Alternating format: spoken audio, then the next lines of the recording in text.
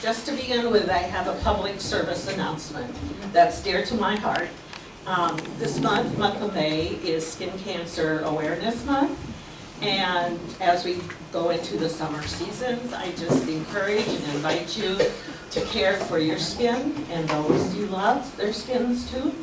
And I'm just hearing of other people who are having surgeries due to skin cancer. So it's serious. Some of it could be life-threatening, for sure, life-changing. So my public service announcement. So on we go.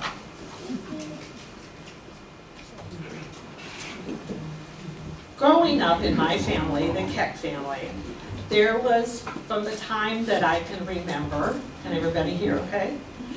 In my parents' bed, the story was Abraham Lincoln slept in this bed.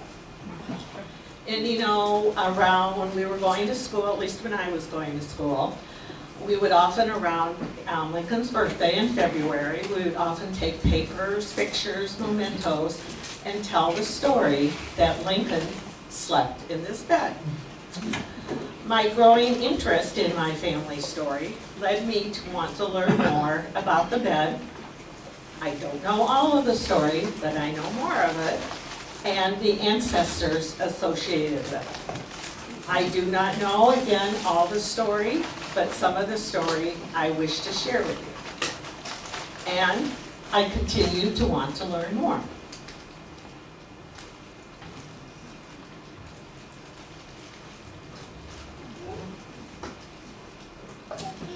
This is the person I'm focusing on.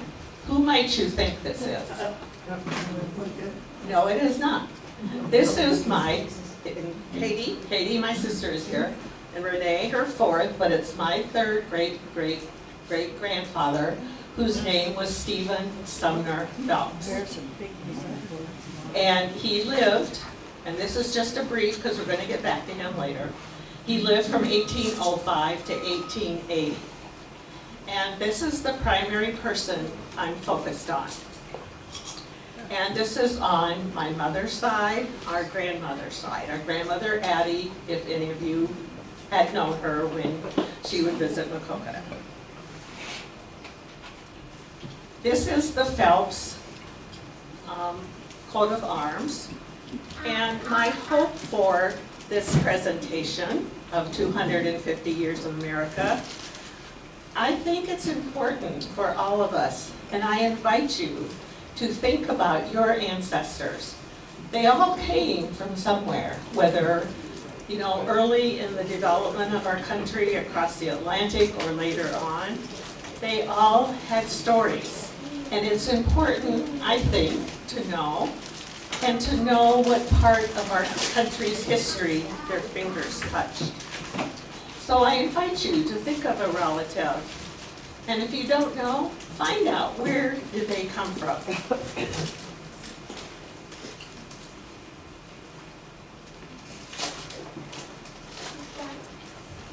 And as we begin, I'm going to do a short, I promise you, a short Phelps family history that goes all the way back to England. And the thanks to Don Wentworth, I have a pointer. The phrase for this shield is truth without fear. And the more I study people who came to this country, the more I study about people who ventured forth, they were seeking truth. And they could not be afraid. They had to have guts to do it.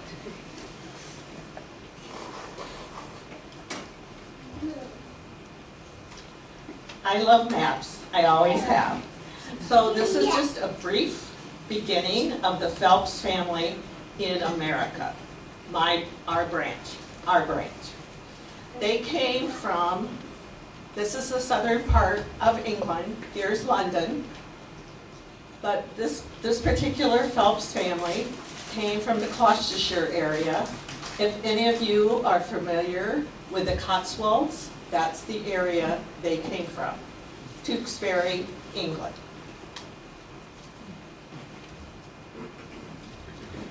George Phelps was the first Phelps that I've encountered that came across the ocean. He came to America sailing on the Mary and the John. That was the name of the ship. Now, one thing that's important, and it was good for me to remember, they came just 10 years after the Pilgrims came to them on the Mayflower to Plymouth. The embarkation was Plymouth, so they left from the same place that the Pilgrims did.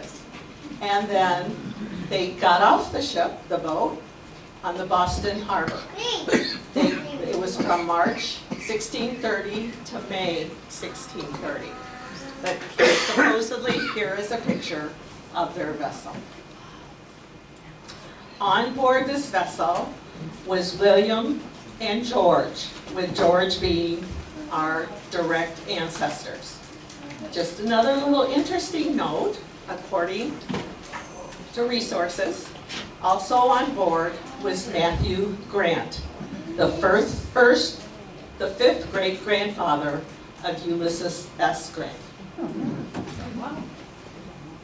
We all come from somewhere. When they arrived again in the Boston area.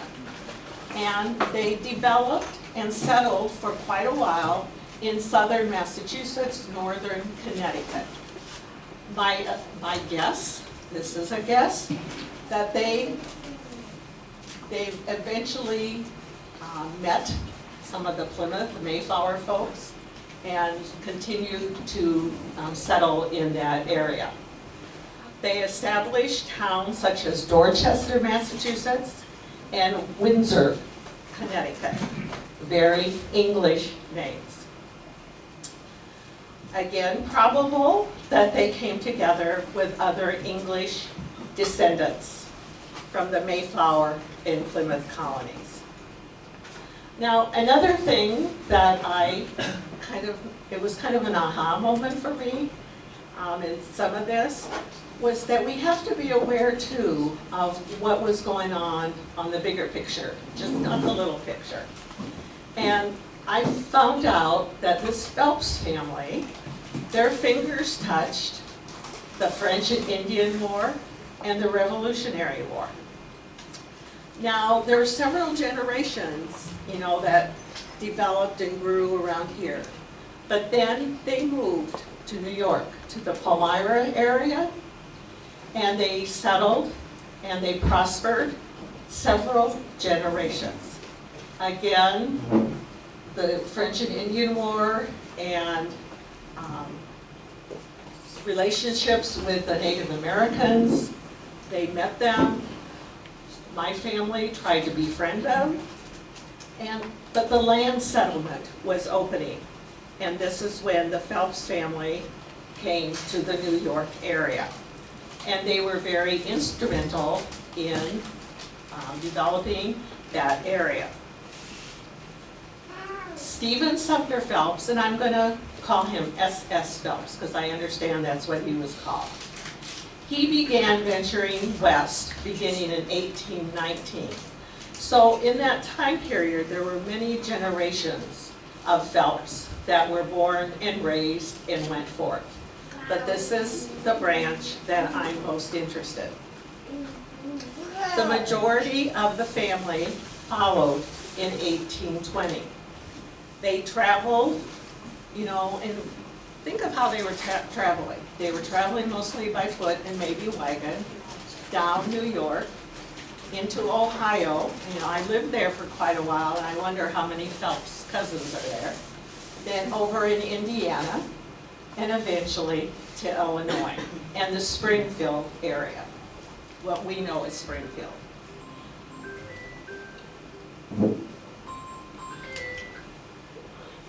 As I read the stories of not only S.S. Phelps, but his grandfather and maybe his great-grandfather and his uncles especially, I call them, they had itchy feet.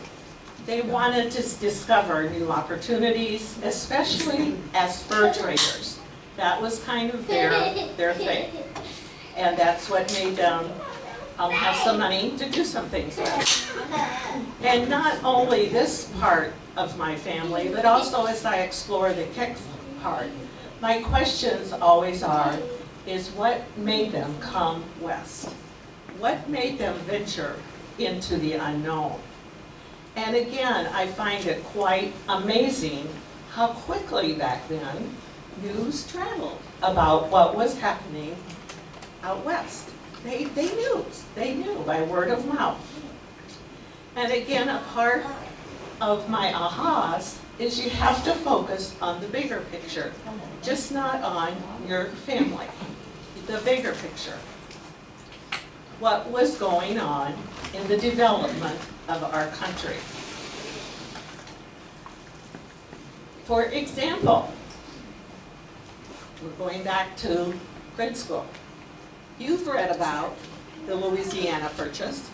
I mean, that had happened in their lifetime, in their time. Word was getting back about what Lewis and Clark found out there. 1805, the Sauk and the Fox Native Americans entered into treaty with the USA. And that was mostly up in this area. In 1815, Illinois opened for settlement. And this is jumping ahead, but that is kind of what caused a lot of the friction between the white men and the Native Americans. And then in 1818, Illinois became a state. In the case of the Phelps family, S.S. Phelps, one of his brothers was sent forth to this territory to explore it and to find out what was there. And he came to what was called Illinois and the Springfield area. And he sent back word, no, he went back there by foot and told them of the forests and the prairies, the rivers and the streams, suitable for farming and for fur trading. I'm thinking, I'm getting more of a sense that people traveled as families, not just individuals, but families. And some probably stopped along the way and thought, this is a good place, I'm going to settle here. Others kept coming forth to western Illinois.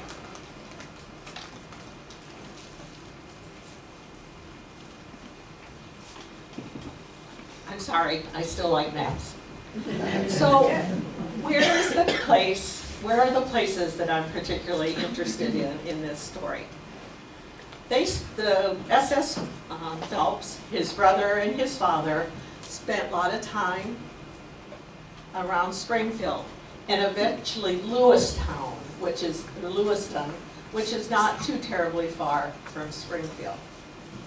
But again, they had itchy feet, especially the younger ones. They wanted to see what was out there. They wanted to explore. So S.S. Phelps, along with his brother, kept exploring. And they eventually found their way up to what we know as Galena. For Galena had large amounts of lead deposits, and lead was especially used for making bullets. My guess, again, this is purely a guess, I have nothing to base it on, but because they were so, they just got to where they wanted to go. You know, they didn't let rivers or anything hinder them. My best guess is maybe they even were in Dubuque, in that Dubuque area. Now for S.S. Phelps, due to lead poisoning, he had to stop the mining industry, and his days were over. And this eventually led him, and he knew about this prior, to the town that is now called Aquaka, and it used to be called Yellow Banks. Aquaka. So they were pretty familiar with all this area.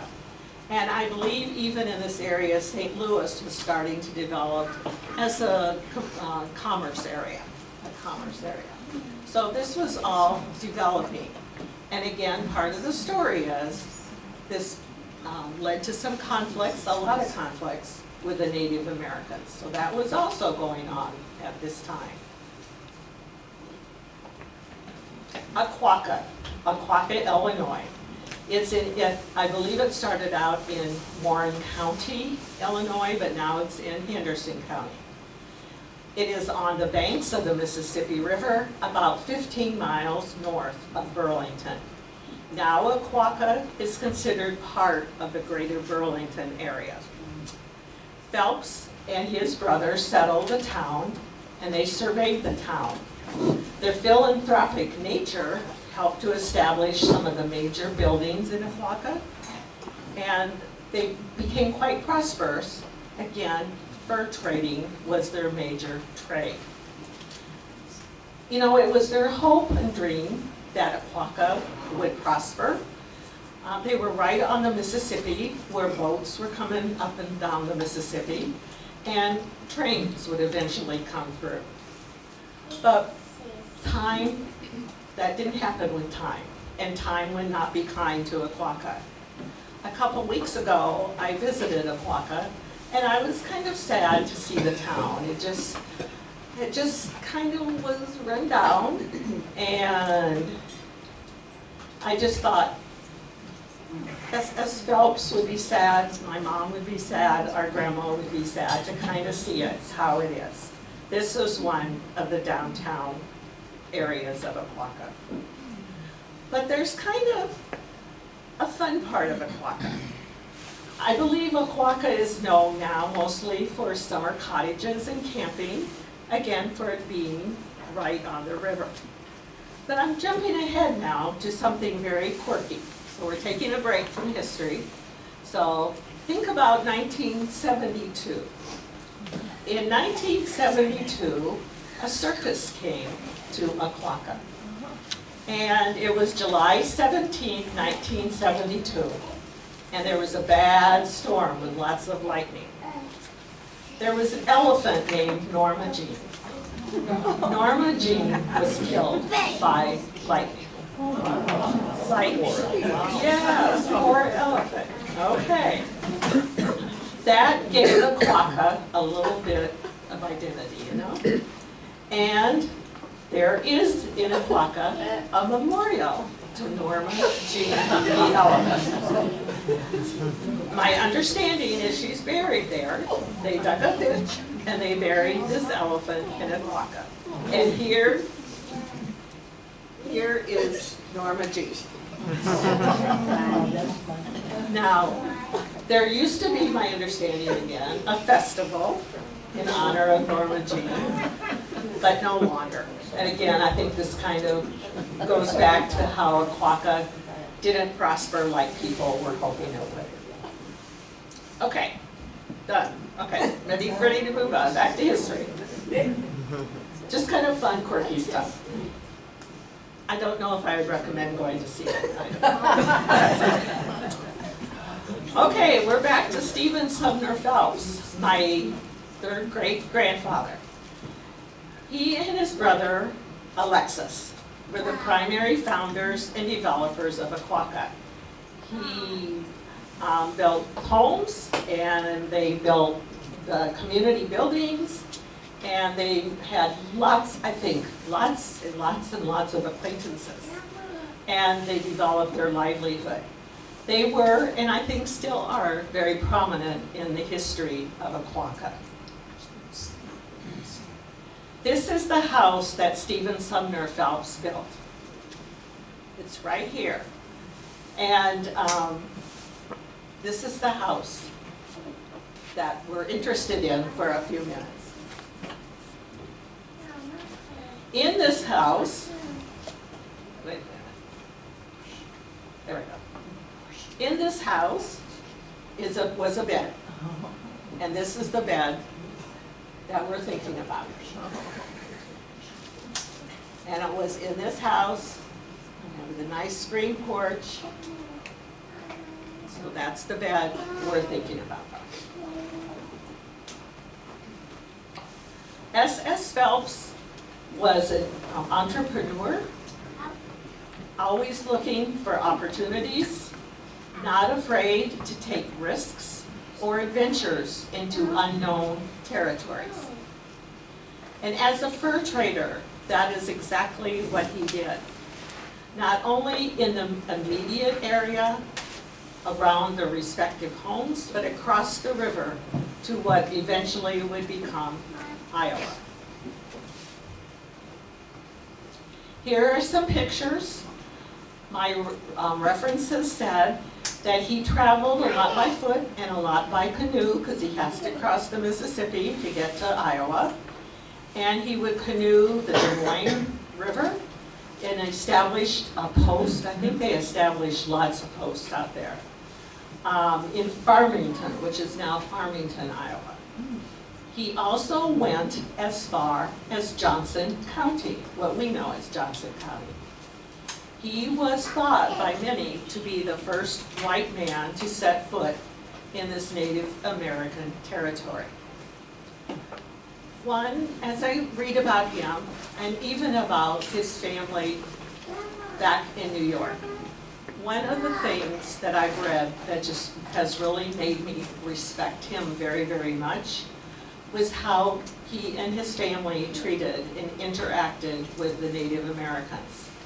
He developed working relationships with them, treated them with respect, and he was honest with them. In return, the Native Americans gave him a name. And it's a name we all know. It's a name we all know. And he was known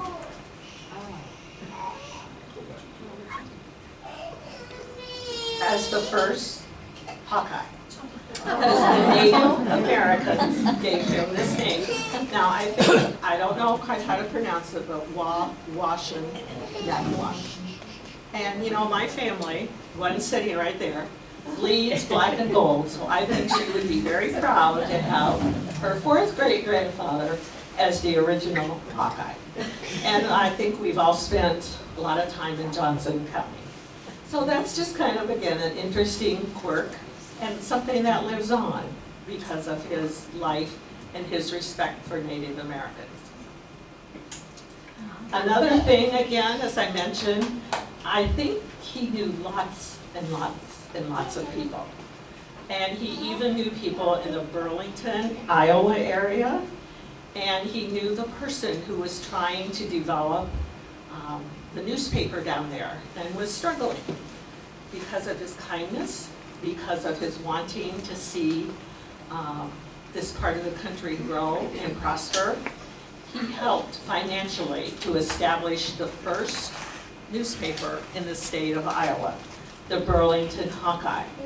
And that paper still exists today and goes by the name of Burlington Hawkeye. Yes, it is cool. It is cool. Let's see, where are we? Okay. Okay. You know, until the other day, when I was working with Ray Scott, you know, I really did not know much about the Black Hawk Wars. I really, really didn't. But I knew that SS Phelps was alive and was involved in that in some way. He was a major in the Army, whatever they had, but he wasn't there to fight. He was there because he knew their customs, he knew some of their beliefs, and he understood their concerns with the white men coming into their homelands. SS Phelps served as a major in the Black Hawk War, primarily as a mediator. And again, that just really makes me proud, you know. SS Phelps and his family were known for their hospitality, and they welcomed many into his home. My sources say he also welcomed at one point the Chief Black Hawk into his home. My understanding too is that he also knew Tama and Keck, so he knew him. He knew him. And as I went home the other night, I watched some YouTube on the Black Hawk War, and again, I really did not realize. I mean, part of the fun of this is you're always learning. You're always learning. I didn't know really if primarily the battles were in upper Illinois and lower Wisconsin. I just did not know that. And Ray gave me an idea for my next field trip is to the Black Hawk Museum in Rock Island, right? So, but Black Hawk, Keck, whoever came to the Phelps house, there was one formidable man who made quite frequent visits to the home. And that person was Abraham Lincoln. They were good friends. I think they met back in the Springfield area, because now if you remember your history, Lincoln was born in Kentucky. So obviously their family moved to Illinois in the Springfield area. That's where S.S. Phelps' family was. So I think they came across each other pretty early in their lives. Again, this is the hall, and this is the bed.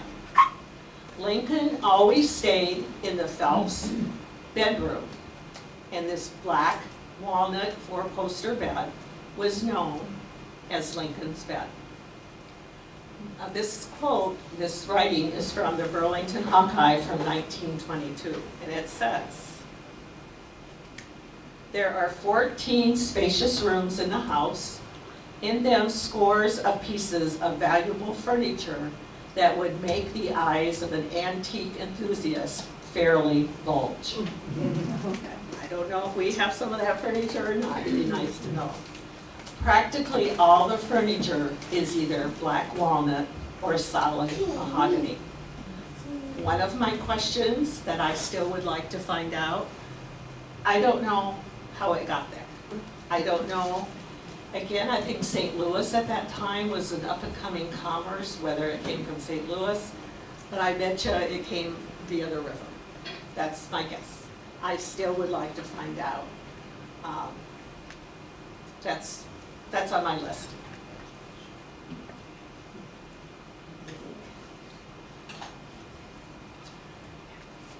Here and here. Again, I don't know much of the story, but in this house on the wall was a fan, and here is a fan that apparently Abraham Lincoln gave to my third great-grandmother. And so it's right there. I don't know the story. Do you know stories? I just remember my grandmother telling me that he gave it as a gift for letting him stay. I would guess so. That's what I was. Because I think he was there many, many times. Yeah, it is cool. Okay. Just again, I love maps. I always have. I love maps. But again, here is Springfield, and here is Apopka, and here is Lewiston, where I think even would be my fourth great-grandfather is buried. So, they had quite a bit of territory and probably posts along the way. And I think they ran into Lincoln a lot. So it was all in this territory. Monmouth is another town where I think there's lots of Lincoln and stuff. That's kind of my understanding. There's a story. There's a story. Myth, legend, I don't know. But Mr. Phelps was a personal friend of Abraham Lincoln. It is related that on one occasion of one of Mr. Lincoln's visits to Mr. Phelps, Lincoln took a knife from his pocket and handed it to Mr. Phelps with the remark, "Here is a pocket knife, which I hope you will keep. I promised to keep it to myself until I found a man homelier than I." There is no doubt it rightfully belongs to you. So I think they all had good senses of humor. Again, I don't know if this is still correct, but I read that currently the knife is held in a private collection in the Monmouth area. Do you know much about Monmouth and Lincoln? I think there's quite a bit of stuff there. Okay. Another part of history, maybe going back to your U.S. history days. Another person, and I don't know if he stayed in the house or not, another person who came through Aquaka was Stephen Douglas. And some of Lincoln, now this, I think this is interesting, some of Lincoln's visits to Aquaka were for matters of the circuit court, because Lincoln was a lawyer. And these matters frequently came to the attention of Stephen Douglas. So, you know, they went on to the debates, but here early in life, they met each other in a court of law. And Lincoln would later meet in the Lincoln-Douglas debates as they vied for the U.S. Senate from Illinois. And a debate did not occur in Aquaka. But again, just my readings and reading into it, right or wrong, I think Aquaka was a stop along the way to maybe practice their speeches and to inform the people of the differences of their opinions. Lincoln and Douglas would both pass through Aquaka.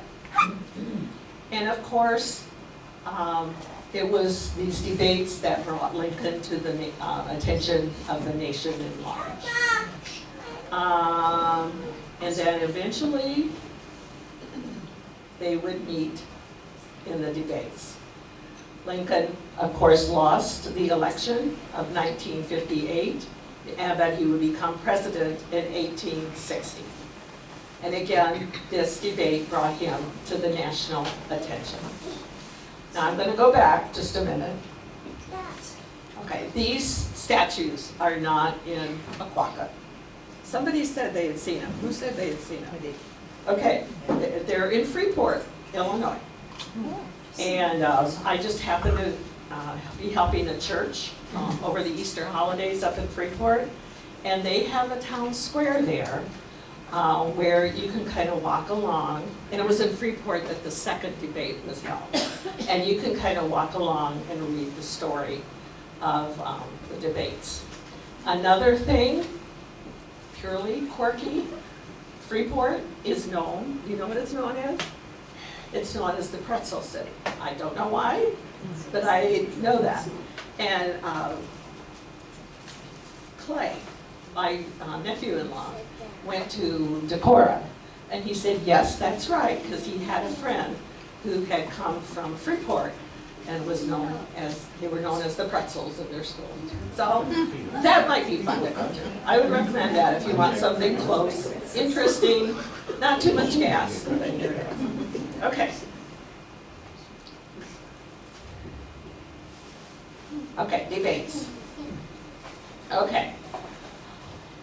One of my sources tells me that Lincoln's last visit to Aquaka was following the debate in Galesburg in 1858. Galesburg was the first debate, Freeport was the second.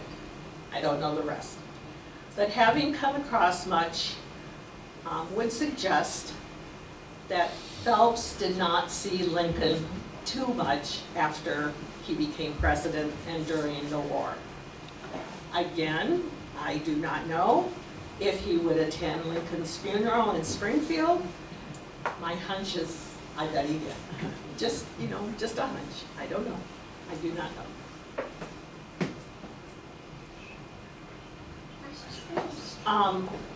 S.S. Phelps and his family are indeed buried in the cemetery there in Aquaka.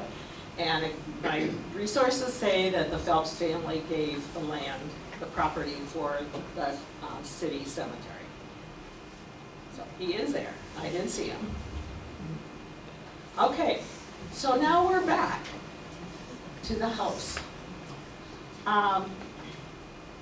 if I go back to Aquaca, and I think I do want to go back there, what my next, what I want to know is what happened to the house after Phelps.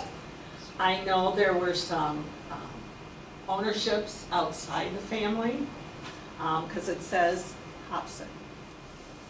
So somehow along the way, the Hobsons were owners of this house. And then I think it went back to ownership to our family, to Addie's, my grandmother's family, the Moores. And my mom, I think they used it more again as a summer house because it was right on the river. And my mom would remember being there. I can remember her talking about on hot summer nights. I don't know if this is the porch. She would talk about sleeping on the summer porch there. And I think Katie remembered there was a swimming pool there too. And I think the swimming pool was eventually filled in. So I think I can go back to the courthouse. I didn't even find the house. I would like to find the house and its address and find out what happened and who owned it. So, okay. Then the story kind of comes forward. This is my mom, and this is my grandmother Addie. I think Addie was the keeper of stories. And I'm so sorry I didn't pay attention when I was young. So pay attention to the stories a little bit over here. And I don't know the history. This is, I'll probably never know. I would like to know the history of the bed between Aquaca and Maquoketa.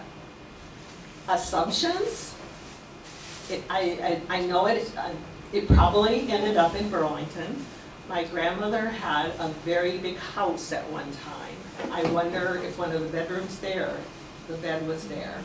She also had a huge basement where lots of things, even that I can remember, were stored. So my guess it was either used in the house before it was downsized or in her basement. But eventually it found its way to Maquoketa. It was after World War II when my dad returned from the service, and my mom and dad moved back to Maquoketa. And the first place it stopped was our house on Pleasant Street. And it was up there in that window where that bed was. And it was there. The one house I do not have because I needed to respect not showing some pictures of private property. They had a house out in the Longview area, and that's where it was for a long time, until my mom and dad moved to the condos out on Blair Court. And again, it was that room, that window right there, where the bed was until my mom passed away. Do you remember any stories? Oh, I know one thing I was going to mention. Let's see. Okay. No. If you remember in the pictures where they were in the house in Aquaca, there was a canopy. I do not know what happened to that canopy. Do you know what happened to the canopy? I think they made the bed bigger, Longer. into a queen size, and so the canopy didn't fit anymore. But we don't know what I happened. have no idea where it went. Yeah. So, this is the bed today. It's in the house of somebody who's in this room. It's not open for tickets or anything, but it remains in our family. And my hope and prayer is that it will always remain in our family. And except for the Hawkeye thing, you know, all these pictures and even the original paper, which I have at home, I hope stays with it. And my hope and prayer is that someday somebody will love these stories as much as I do and will pass it on to generations. That's what I have.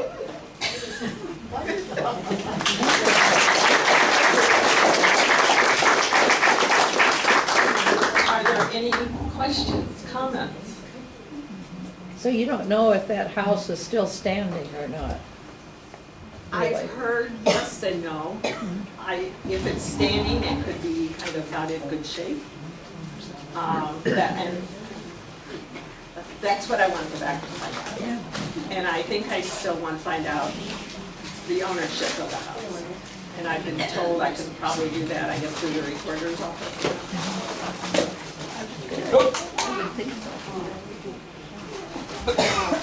Thank you. That was